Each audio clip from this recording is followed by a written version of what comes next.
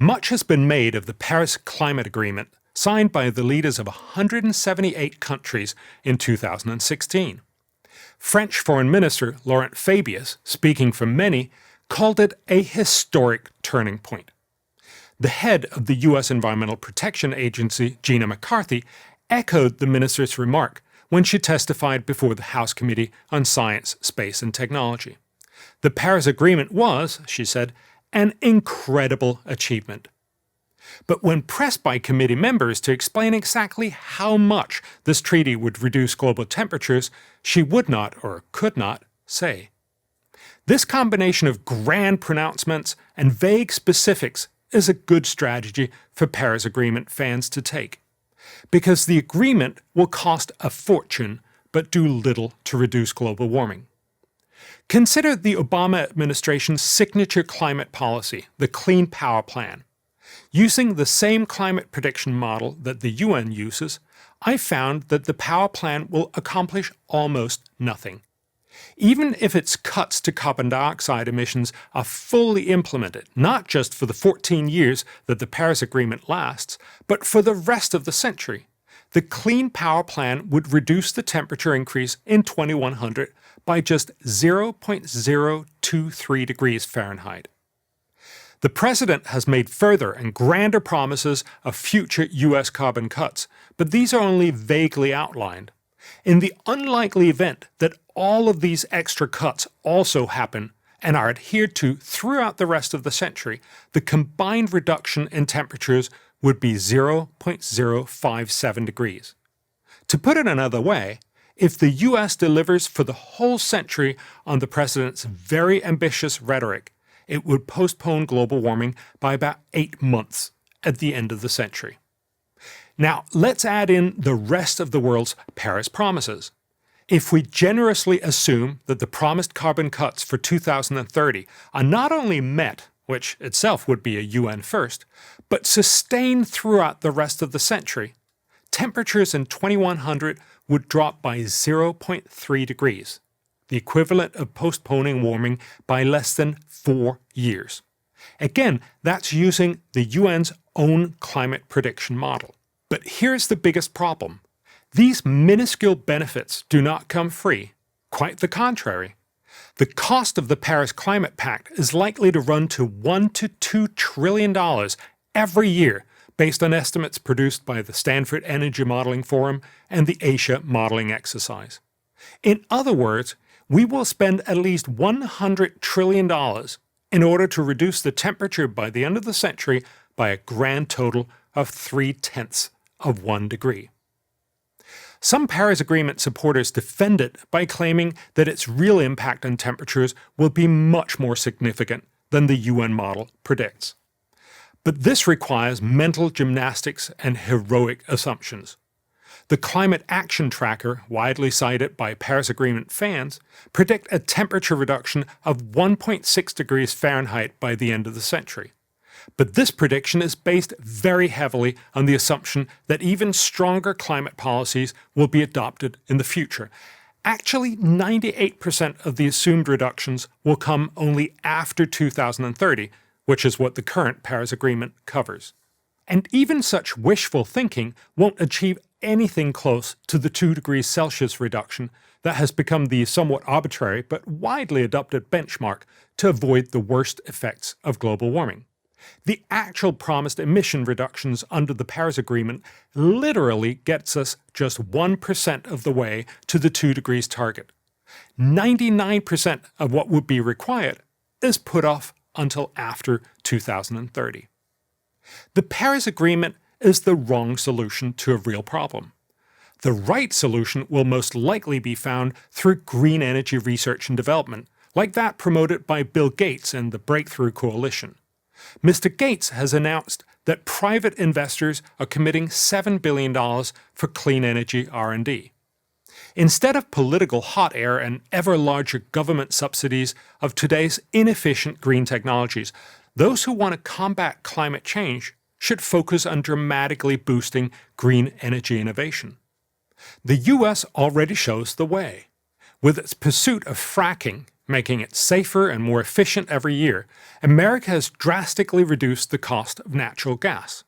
This momentous switch from coal to lower CO2 gas as a source of energy has done far more to drive down carbon dioxide emissions than any recent government climate policy. Turns out that those politicians who gathered in Paris, France, could learn a lot from Paris, Texas. I'm Bjorn Lomborg, president of the Copenhagen Consensus Center. We face an existential threat. Life as we know it is on the line.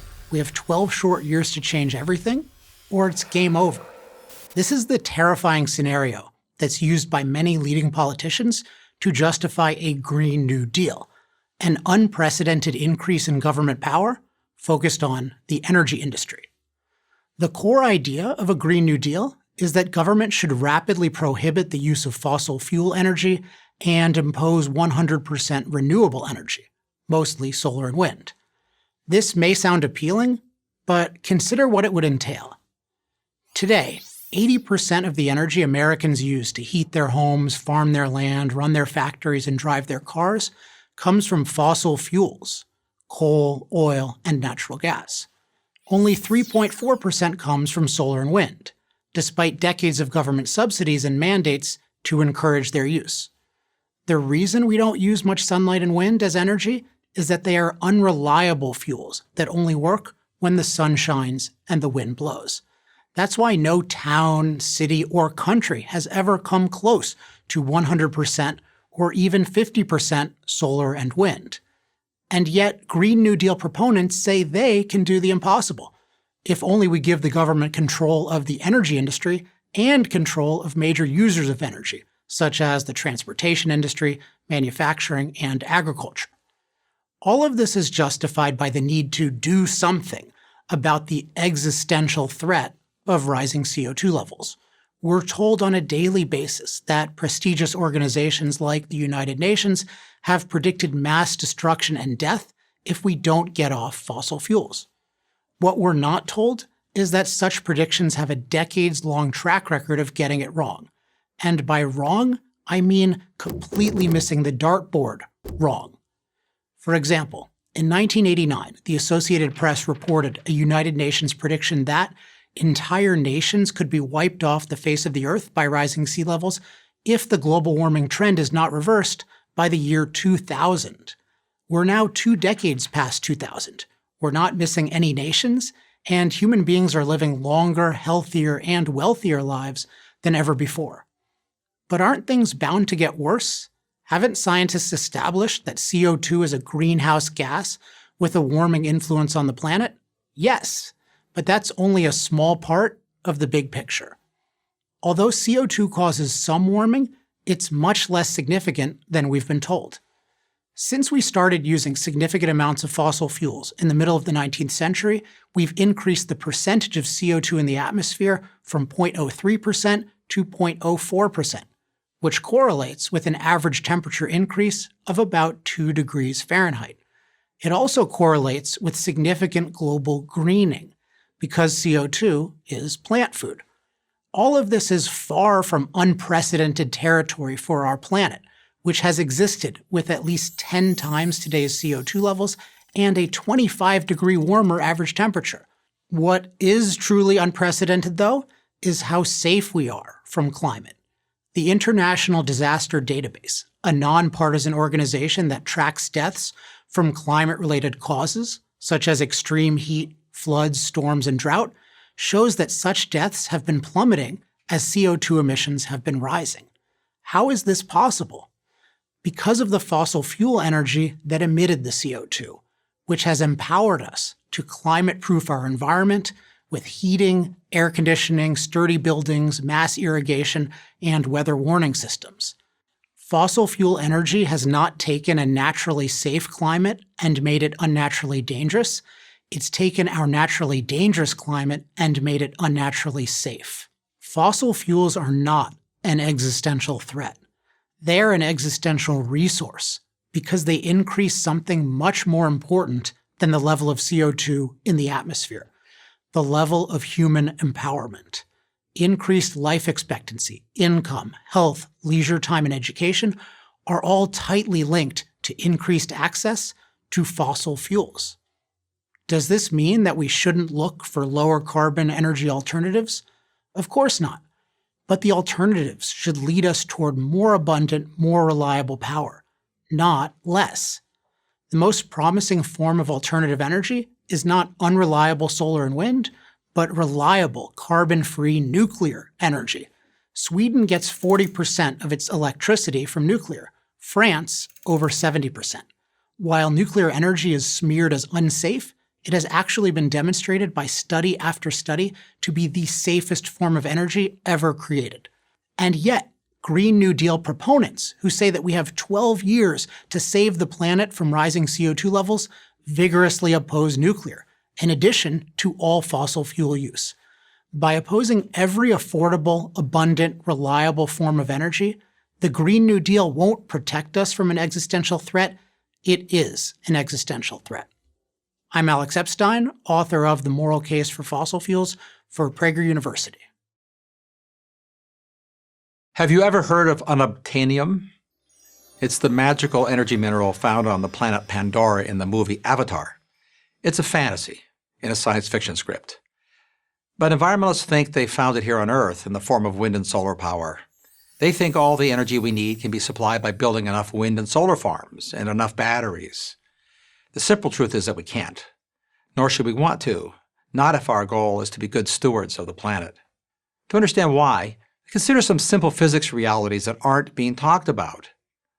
All sources of energy have limits that can't be exceeded. The maximum rate at which the sun's photons can be converted to electrons is about 33%. Our best solar technology is at 26% efficiency. For wind, the maximum capture is 60%. Our best machines are at 45%. So we're pretty close to wind and solar limits. Despite PR claims about big gains coming, there just aren't any possible. And wind and solar only work when the wind blows and the sun shines, but we need energy all the time. The solution, we're told, is to use batteries. Again, physics and chemistry make this very hard to do. Consider the world's biggest battery factory, the one Tesla built in Nevada. It would take 500 years for that factory to make enough batteries to store just 1 day's worth of America's electricity needs. This helps explain why wind and solar currently still supply less than 3% of the world's energy, after 20 years and billions of dollars in subsidies. Putting aside the economics, if your motive is to protect the environment, you might want to rethink wind, solar, and batteries because, like all machines, they're built from non-renewable materials. Consider some sobering numbers. A single electric car battery weighs about half a ton. Fabricating one requires digging up, moving, and processing more than 250 tons of earth somewhere on the planet. Building a single 100-megawatt wind farm can power 75,000 homes requires some 30,000 tons of iron ore and 50,000 tons of concrete, as well as 900 tons of non-recyclable plastics for the huge blades. To get the same power from solar, the amount of cement, steel, and glass needed is 150% greater. Then there's the other minerals needed, including elements known as rare earth metals. With current plans, the world will need an incredible 200 to 2,000% increase in mining for elements such as cobalt, lithium, and dysprosium, to name just a few. Where is all this stuff going to come from? Massive new mining operations, almost none of it in America, some imported from places hostile to America, and some places we all want to protect. Australia's Institute for Sustainable Futures cautions that a global gold rush for energy materials will take miners into remote wilderness areas that have maintained high biodiversity because they haven't yet been disturbed. And who's doing the mining? Well, let's just say that they're not all going to be union workers with union protections. Amnesty International paints a disturbing picture. The marketing of state-of-the-art technologies are a stark contrast to the children carrying bags of rocks. And then the mining itself requires massive amounts of conventional energy, as do the energy-intensive industrial processes needed to refine the materials and then build the wind, solar, battery hardware. Then there's the waste. Wind turbines, solar panels, and batteries have a relatively short life, about 20 years. Conventional energy machines like gas turbines last twice as long. With current plans, the International Renewable Energy Agency calculates that by 2050, the disposal of worn-out solar panels will constitute over double the tonnage of all of today's global plastic waste. Worn-out wind turbines and batteries will add millions of tons more waste. It'll be a whole new environmental challenge.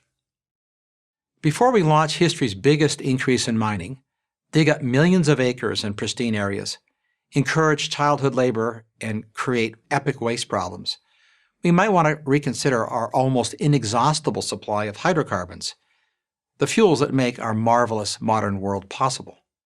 And technology is making it easier to acquire and cleaner to use them every day. The following comparisons are typical and instructive. It costs about the same to drill one oil well as it does to build one giant wind turbine. And while that turbine generates the energy equivalent of about 1 barrel of oil per hour, the oil rig produces 10 barrels per hour. It costs less than 50 cents to store a barrel of oil or its equivalent in natural gas, but you need $200 worth of batteries to hold the energy contained in one oil barrel. Next time someone tells you that wind, solar, and batteries are the magical solution for all our energy needs, ask them if they have an idea of the cost to the environment.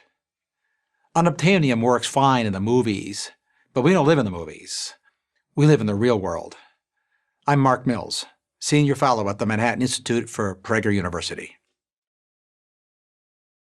Like the fair-minded progressive that I was, I thought a $15 minimum wage was an absolute good.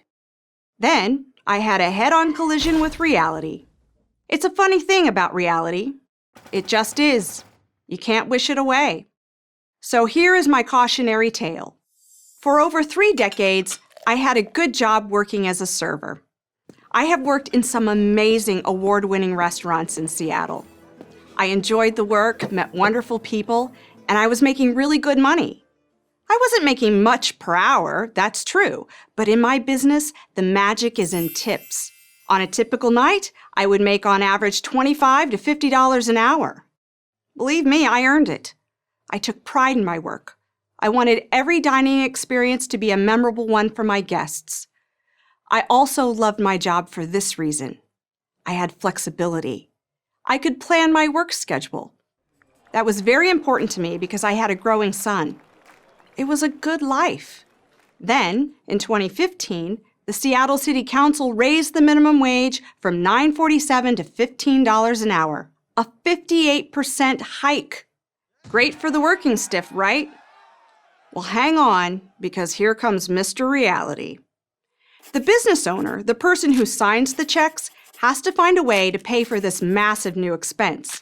For Walmart or Microsoft or a large restaurant chain, this might not be a problem.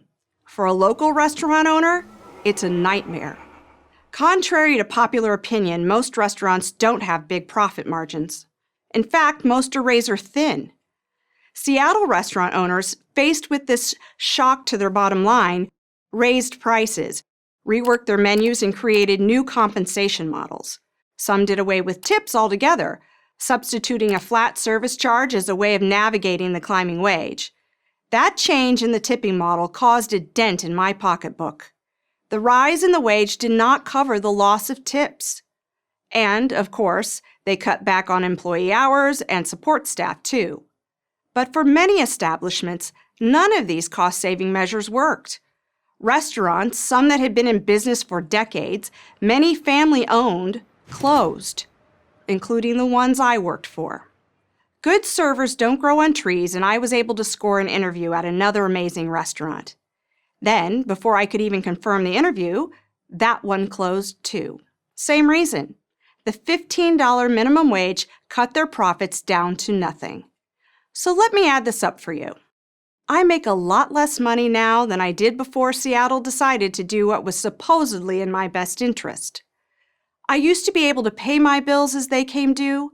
Now it's a juggling act. I used to have enough money to support my son's extracurricular activities. Now I often just say no. Before the minimum wage increase, I had one job and worked 4 days a week. After the wage hike, I had 2 jobs and worked 6. With my skills and a tipping culture, I used to average 18 to 20% or more on any check. Now, Instead of tips, I get a flat 14%, part of the 20% service charge the restaurant owner tacks on the bill. I still pride myself in providing good service, but the incentive to go the extra mile is gone. There is no way to maximize my income. And what's Seattle's answer to my problem? To raise the minimum wage again. The progressive idea is that you should be able to make a fair wage. But if you have no job or are working more for less, how is that fair? How is it fair to my friend who worked his way up from busboy to sommelier, the fancy name for the person who manages a restaurant's wine list? He lost his job when his restaurant closed due to the minimum wage increase. Or my former boss, who went from a cook to an owner and couldn't survive the double blow of the minimum wage law and the coronavirus. And it's not just a Seattle problem. In New York City, raising the minimum wage to $15 an hour pushed the restaurant industry into a recession. To stay afloat, 75% of owners reduced employee hours and 47% eliminated jobs. San Francisco is in the same boat. Mandating minimum wage laws might be a winner for progressive politicians and ivory tower economists, but it's a loser for those of us who have to live with the consequences. Unless fair-minded people speak out, those consequences only figure to get worse as more states, and maybe even the federal government, succumb to the false promise of raising the minimum wage. I'm Simone Barron with the Full Service Workers Alliance for Prager University. All labor has dignity, and the way that we give labor dignity is by paying people the respect and the value that they are worth at minimum. Progressive politicians love to talk about raising the minimum wage. It makes them sound caring, compassionate, concerned. They're on the side of the worker, standing against the greedy employer. The current call is for a national $15 an hour minimum wage, more than double the current federal rate of $7.25. We have to make one fair wage, and we have to raise the national minimum wage to $15 an hour, nothing less. The left casts the minimum wage debate as a war between employee and employer. It's not a job, it's indentured servitude. But most business owners pay their workers as much as they can.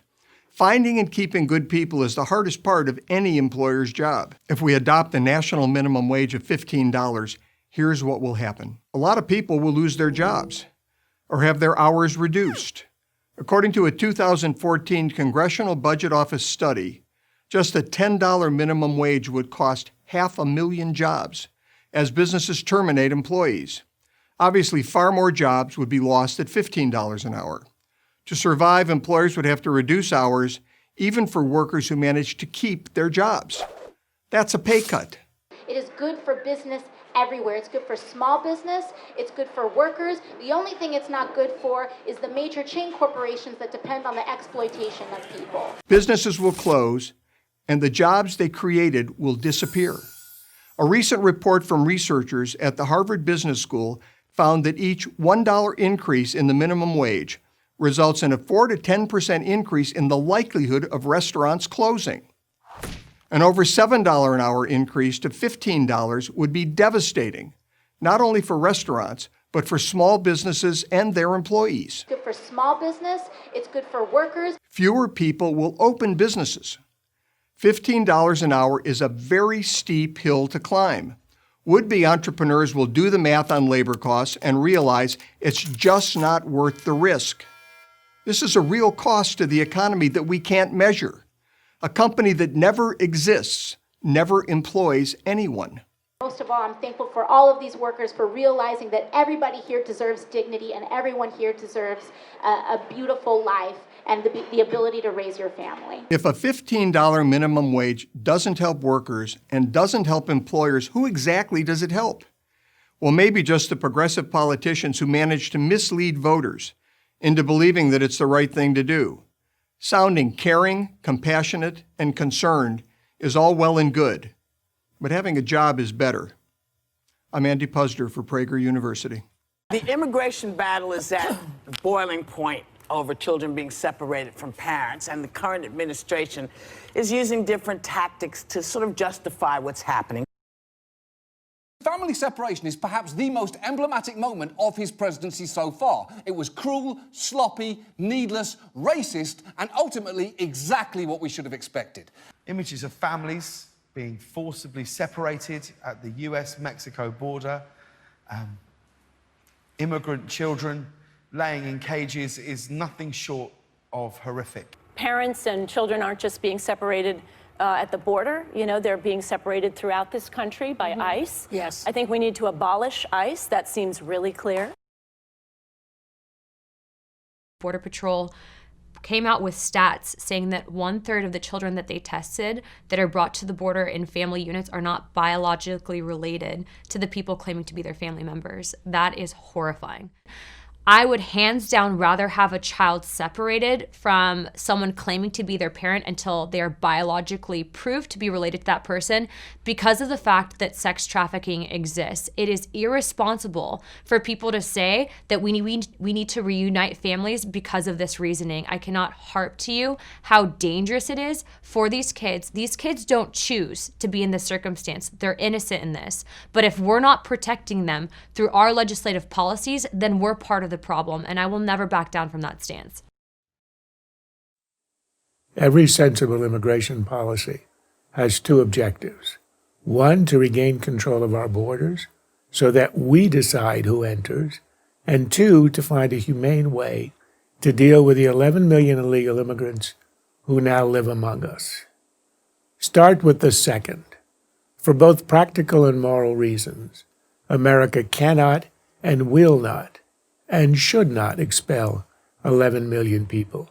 That leaves us with two choices. Ignore them or figure out a way to legalize them.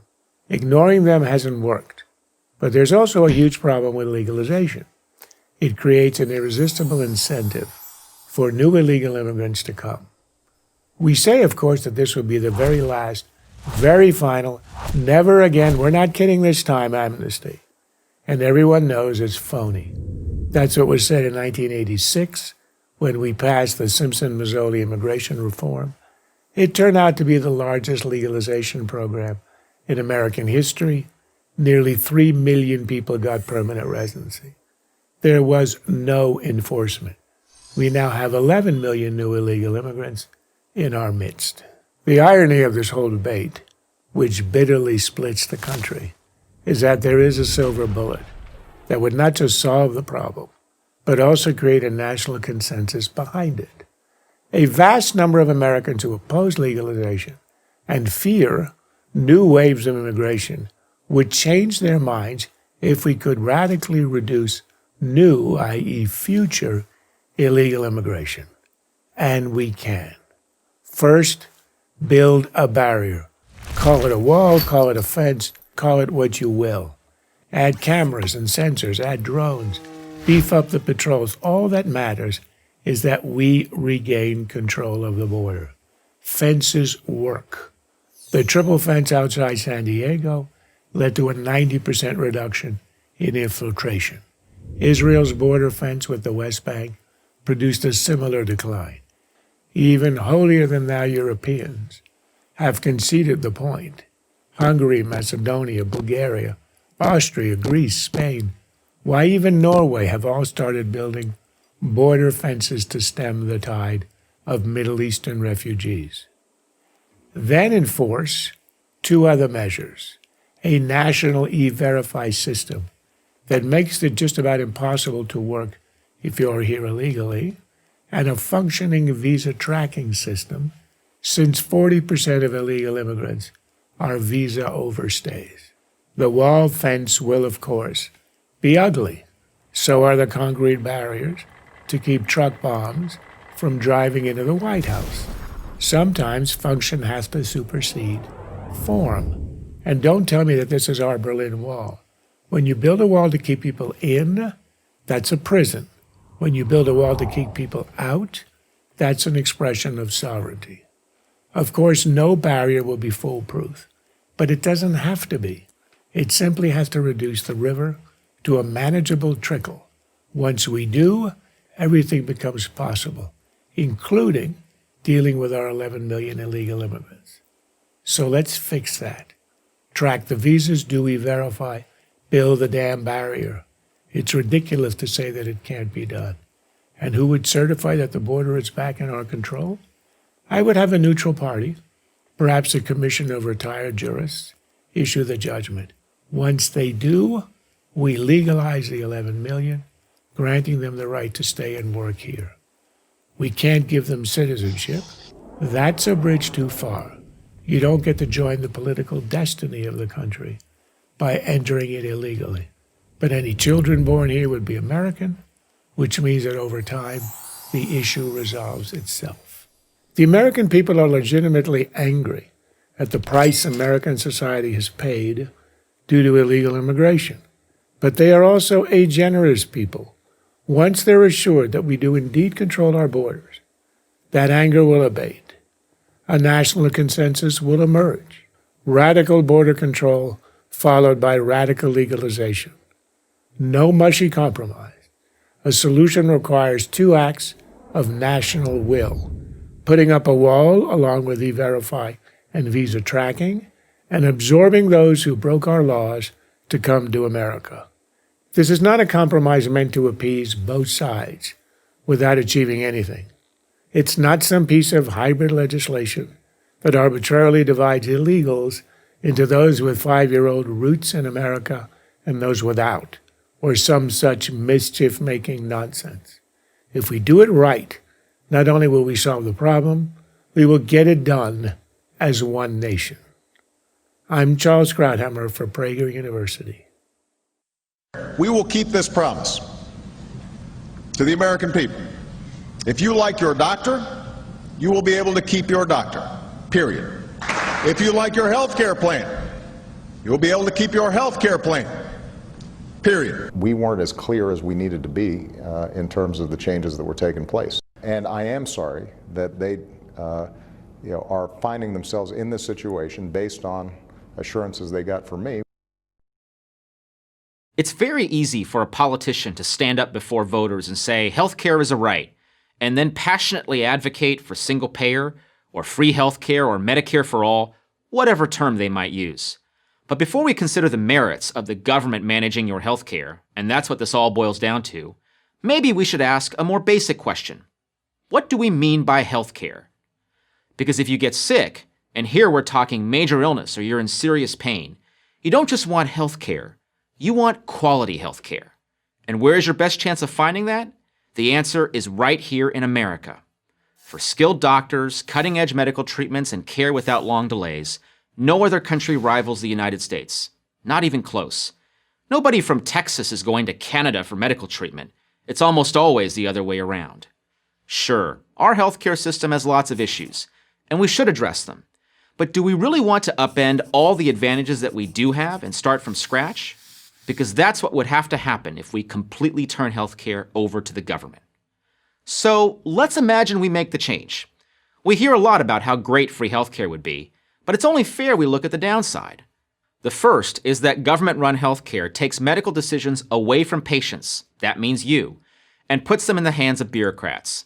They decide, for example, how many MRI machines are going to be available, or under what conditions you can get back surgery or a bypass, or even whether you qualify for cancer treatment. That's how it works in the United Kingdom under its single-payer system. Because it has finite resources, the National Health Service, or NHS, sharply restricts access to treatments like hip and knee replacements, cataract surgery, and even prescription drugs to deal with common conditions like arthritis and diabetes. If you suffer from any of these ailments and many others in the UK, you may just have to live with the pain. And let's hope you don't have a medical emergency. In a January 2018 article in the New York Times, patients in emergency rooms around London are described as having to wait 12 hours before they are tended to. Corridors are jammed with beds carrying the frail and elderly. To deal with the situation, hospitals were ordered to postpone non-urgent surgeries until the end of the month. That hardly seems like an improvement over what we have in the US. A second big problem with single-payer systems is that they are expensive. Really expensive. A recent study by the Mercatus Center at George Mason University found that a Bernie Sanders-style Medicare for all health system would cost a tidy $32.6 trillion over 10 years. That's on top of what the federal government spends on healthcare today. And this is not a new number. Other studies have found the cost to be roughly in the same range. So, how would we pay for it? Kenneth Thorpe, a professor at Emory University and health policy official in the Clinton administration, spells it out. If you are going to go in this direction, Medicare for all, the tax increases are going to be enormous. Not just for the rich, Thorpe estimates, but for working Americans and the poor too. Charles Blahous, the author of the Mercatus study, puts it this way. Even a doubling of all projected individual and corporate income taxes would be insufficient to finance these added federal costs. And he considers that a conservative estimate. Canada knows all about exploding healthcare costs. In Ontario, the country's biggest province, those costs took up 46% of its entire budget in 2010. By 2030, that number is projected to be 80%. In other words, in a few years, Ontario will have little money to pay for anything except health care. Finally, and perhaps most importantly, government-run systems depress the search for new cures. Biomedical research spending in the U.S. far outpaces that of any country with nationalized health care, even when you account for differences in population or size of economies. That's one reason medical breakthroughs rarely come from countries where the government controls health care. They come from the United States, where the government doesn't. The lion's share of biomedical research and development spending in the U.S., over $70 billion in 2012, comes from the private sector. Discovering new medical cures and technology is a profitable business, and thank goodness it is. Those profits drive innovation. Take away the profits, and you will surely take away the innovation. Single payer, free healthcare, Medicare for all, they might sound great, but like all visions of utopia, they ultimately produce a lot more harm than good. I'm Lan-Hee Chen, fellow at the Hoover Institution at Stanford for Prager University. There's two arguments, right? The one argument is we need to keep going, protect the weak, protect the sick, but let's open up the economy. The other argument is stop placing money over human lives and let's shelter in place until we come up with some sort of a decision, and let's figure out some way to develop some sort of a universal basic income plan or something like that to feed people during this time. This notion, though, that you can just sort of send checks out to everybody and things will be fine is not true, obviously. There's some people have this absurd view that the economy is like some magic horn of plenty. Like it just makes stuff, whatever. There's a magic horn of plenty, and the goods and services, they just come from this magic horn of plenty. And then if somebody has more stuff than somebody else, it's because they took more from this magic horn of plenty. Now let me just break it to you, the fools out there. If you don't make stuff, there's no stuff. You can't just legislate money and solve these things. If you don't make stuff, there is no stuff. Now, Los Angeles, we have over 50% of the people who live here are now unemployed. Over 50% unemployment. That is ridiculous. How do we fix that? Well, there's no way to fix it by the government doing another round of stimulus. The only way to fix it is getting people back working again. Our economy, our modern day economy, with the amount of leverage we have in the system, that means the amount of debt that we have in our country, can't absorb just everybody sitting idly. And it's very hard to flip the switch back on and have everything resume like it was prior. We have to get back to work. We have to get our economy going. Thank you all for being here today. I'm Dr. Bob Hamilton. I'm a pediatrician from Santa Monica, California. I've been in private practice there for 36 years.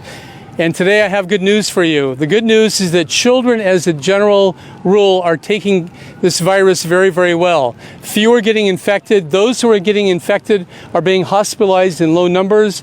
And fortunately, the mortality rate of children is about 1/5 of 1%. So kids are tolerating the infection very frequently. They're actually asymptomatic. I also want to say that children are not the drivers of this pandemic. People were worried about initially if children were going to actually be the ones to push the infection along. The very opposite is happening. Kids are tolerating it very well. They're not passing it on to their parents. They're not passing it on to their teachers.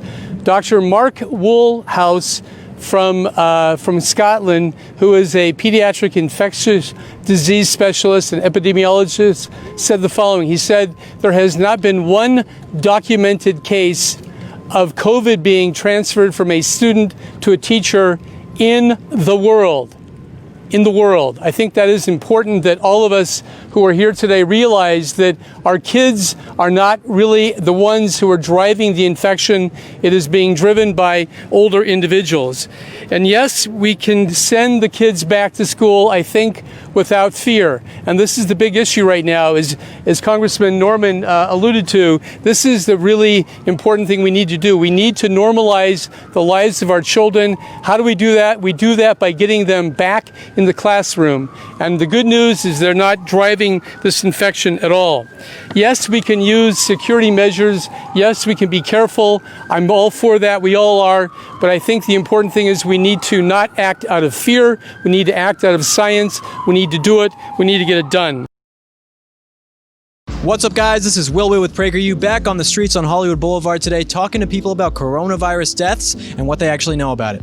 Let's do it. There are 350 million people in America. Right. What percentage would you say of those people have died of COVID-19? 14 to 21%. 14 to 21? I was gonna say 15. 1%. Yeah. 1%, yeah. Would it shock you if I told you it was 0.056%? Really? Wow. These are from the CDC. Yeah. Does that shock you at all? I mean, that number is a lot smaller than I thought. Do you know how many children in California have died from COVID? You have to guess? Probably a couple thousands. Maybe a couple hundred. I don't think that many. How many people do you think under the age of 25 have died from COVID in America? Total number of people. 40,000? 10,000. 10,000? Is 360 people under the age of 25 have died from coronavirus. 2 children in all of California. Damn, that's... Yeah. I mean, How many do you think is the percentage of people who have died from COVID that are above 55 years old? 30%? I would say between 20%, 25%. 92% of all COVID deaths are over the age of 55. Oh, damn. See what I'm saying, though? Elderly people. Where are you a nurse at? In Indiana. Okay. Yeah. Are you seeing a lot of COVID patients come in there? Somewhat. Our numbers are spiking back up, but the ICU beds aren't full, so we're happy, and we're not seeing as many deaths. So, Were they ever full? No, they were never full. Is that surprising? I wasn't surprised, no. I feel like it can be over-exaggerated a little bit. Only 6% of COVID deaths were actually caused by COVID just alone, that all the other 94% of people had pre-existing conditions before? Yeah, I didn't know that, but I did read some article that hospitals have an incentive to call it a COVID death, so they get more funding from like the states and federal government. Yes, they do. And any death of anyone is sad. Right. But we're closing down all the schools in California because of 2 deaths of children in the state. Do you think that that's a fair thing to do? Hell no. No, I don't. Me, I don't think, and I say it in my state too, that we should necessarily shut down the schools, because I feel like that the more kids are exposed to the virus, the better their chances are. It helps boost the immune system. So for me, that's a plus for them to go to school. Why do you think people don't hear about these kind of things? Media hype, media these days, fake news, whatever. They want to, scare people, who knows? Over a 99% survival rate of the virus, so. Yeah, I'm more worried about the flu. You know what I mean? Or being run over by a bus crossing Hollywood Boulevard. Yeah. You know what I mean? Getting struck by lightning, to be honest. Yeah, and we don't get much lightning out here. Yeah. You know what I mean? Of course, any deaths are sad, but the way that the media is portraying it and the politicians are makes it seem like this is the end of the world for us, which I think is a bad precedent to set for Americans today. And that's where I think the control thing comes in. I think they're setting us up for a big failure later on, saying lock it down again. Just conditioning us for something. I don't know what it is, but I think there's just more behind it. And next thing you know, your gun rights are gone. You can't leave the house without an okay. You're waiting in a bread line. You know what I mean? Why do you think things are still continuing to be shut down and schools closing and things like that? I think it's a political ploy for power. keep us in line. I was just tired of getting told to have to wear a mask everywhere we go. Obviously, me wearing a mask for 3 feet isn't going to stop the spread. As soon as I get to the table, I'm going to take it off. It just makes no sense to me. I get some regulations, you know, washing your hands, doing this, keeping your distance, whatever. I'll do that, but I just think that's overboard. You're not doing anything but causing inconvenience at this point. It's destroying small businesses in this country. I mean, the big corporations like Target and Walmart, like, they're fine. Small businesses, they're all shutting down, and that's because of these elitists who are doing this. Yeah. So I was actually pretty surprised at the answers we got today. It turns out not everyone is a sheep. Not everyone listens to the mainstream media and what the left has to say. Of course, all the deaths from COVID are sad and terrible deaths, but we should not keep our country locked down. We need to open things back up. Thank you guys so much for watching this video. This has been Will with PragerU. Make sure you share this video. Comment your thoughts down below. See you in the next one. Peace. Like coronavirus? I have no idea what coronavirus is. You just wear the mask for fun? No, because I need braces. You need braces? Oh, fair enough. They have no facts. They don't do any research. They don't do any type of higher learning when it comes to what they believe. All they know is what the media narrative tells them to believe, and that's all they parrot. The organization is fake. I personally believe that the BLM movement is fake. It has nothing to do with advancing the lives of black people. They actually say they want to break up the family home. Exactly. Their main goal is to break up the patriarchal, nuclear family. They want the men removed out of the family, which is what Democrats want also. Exactly. If BLM really cared about black lives, why would it be solely isolated to incidents where a black life is taken at the hands of a white cop? That happens less than 1%. Come on. Now, wait. Now, I like to equate this to, it's the same as if I was in a horrific accident. I have a massive head wound. I have a leg fracture and a scratch on my finger. And here come the first responders, and they want to tend to the scratch on my finger. And I'm telling you, what about the wound on my head? What about my fractured leg? Come on. That's what the BLM movement is. They're tending to the scratch on my finger, and that's not even what it's about. If you want to help us, let us tell you how you can help us. Yes. Don't come in and tell us how you want to help us, and don't tell me that I'm oppressed, because I'm not oppressed. I'm a black American. I'm a proud black American. I am not oppressed. I am not oppressed. I'm one of the freest persons on this world. Come on, kneel for no man. I only kneel to God. As you can see, no one has a privilege over me except for God. As you can see, black conservatism is the new punk rock. You know what I mean? Yeah. We're the rebels. You want to be cool? Come join our cause, baby. What are the 5 biggest issues facing blacks in America? Here's my list. Problem number 5, the victim mentality. Nothing holds someone back more than seeing himself as a victim. Why? Because a victim is not responsible for his situation. Everything is someone else's fault. And the victim sees little chance of improving his life. How can he get ahead if someone is holding him back?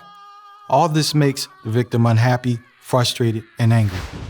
This is how too many blacks see themselves, as victims. So much so that their victim status becomes their primary identity and their ruling ideology. I call it victimology. Unfortunately, many black churches preach this victimology. Many black parents pass it on to their children, inner city schools teach it to their students, and the black media reinforce it. Meanwhile, the NAACP and other black grievance groups fundraise on it. Problem number 4, lack of diversity. Blacks repeatedly demand an honest dialogue or debate about race.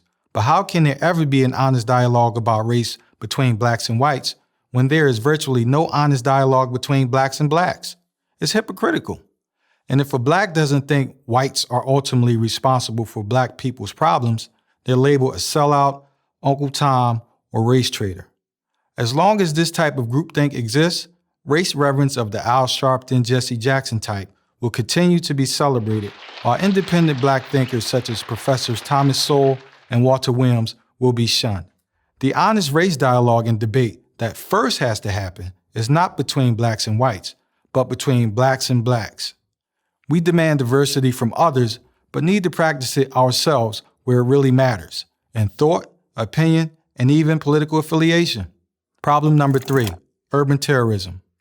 As just about everyone knows, but too few talk about publicly, in majority black cities, violent black-on-black crime is rampant.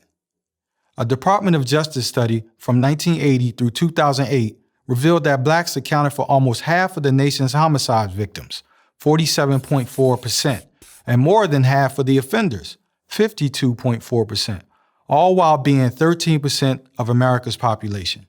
The Tuskegee Institute conducted a study of all known lynchings of blacks that occurred between 1882 through 1968. During this 86-year span, which is essentially the post-Civil War era up to the Civil Rights era, 3,446 blacks were reportedly lynched. Presently, black-on-black murder eclipses the number of blacks lynched over the course of 80 years, roughly every 6 months. Unbelievably, the culpability for this disproportionate amount of mayhem actually lies with a menacing 2 to 3% minority within the black populace. I call them urban terrorists. And since they are literally spawned from problem number 2, the black community protects them. Problem number 2, proliferation of baby mamas. The disintegration of the nuclear family has led to an astronomical increase of single mother households. According to the Moynihan Report, in 1965, nearly 25% of black children were born to unwed mothers. The report's author, Daniel Patrick Moynihan, said this was a disaster in the making. He was, of course, vilified by so-called black leaders and their progressive allies. But he was right. Today, the out-of-wedlock birth rate is nearly 75%, and even higher in some urban areas. To be clear, baby daddies share this responsibility with baby mamas. Yet, while baby daddies are blamed and rarely shown compassion, baby mamas are rarely blamed and receive both compassion and support. This lopsided dynamic and the previously listed pathologies stem directly from the number one problem facing the black community. Problem number 1, unquestioning allegiance to so-called progressive policies. Unwavering loyalty to progressive liberal policies is the primary reason these dire conditions persist. It both makes them possible and perpetuates them. It's no coincidence that progressivism is the common thread that binds predominantly black cities where single-parent homes, failing schools, rampant poverty, and crime predominate. Look at cities like Detroit, Philadelphia, and Baltimore. They've been run by progressive Democrats for decades. If their liberal policies were at all effective, these cities should have become models of economic growth and prosperity. Instead, they're models of dysfunction. By fostering and exploiting the victim mentality, discouraging self-examination, subsidizing baby mamas, and making excuses for black thugs, so-called progressive policies don't alleviate the problems that afflict the black community. They aggravate those problems. You may have noticed that racism did not make the list. Why not? It's simple. There will be no solution to the problems afflicting Black America until more blacks recognize that the issues plaguing our community are ultimately self-inflicted. Does racism exist? Sure, but there are other problems far more serious. And waiting until there are no more races will mean waiting and making excuses forever. I'm Talib Starks for Prager University. Thank you for watching this video. To help keep PragerU videos free, please consider making a tax-deductible donation.